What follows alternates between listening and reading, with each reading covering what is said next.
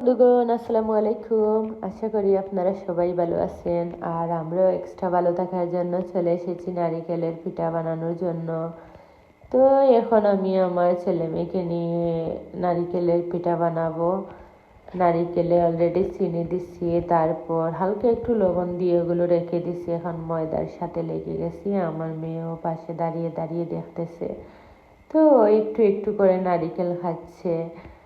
আমি ওদেরকে নিয়ে আবার চলে আসলাম, ছোট ছোট করে রুটি বানাচ্ছি আর রুটির মধ্যে নারিকেলগুলো ঢুকিয়ে দিছি। তো নিজের হাতে বানাচ্ছি, এক্সট্রা আর কোনো ধরনের মেশিন ইউজ না করে নিজে হাত দিয়েই তৈরি করছি পিঠাগুলো। অবশ্যই আপনারা জানাবেন আমার পিঠাগুলো কেমন হয়েছে। আপনাদের কার কার আমার মতো এই বৃষ্টির দিনে পিঠা খেতে ইচ্ছে করে অবশ্যই জানাবেন কমেন্টে। আর ভালো থাকবেন সবাই। দেখে যান আমার পিঠাগুলো তেলে ভাজার পর কেমন হয়েছে। তো যার যার বৃষ্টির দিনে পিঠা খেতে ইচ্ছে করছে চলে আসুন, আপনাদের দাওয়াত রইল। আর আমার পিঠা কেমন হয়েছে অবশ্যই জানাবেন কমেন্টে। ভালো থাকবেন। আসসালামু আলাইকুম। ধন্যবাদ সবাইকে।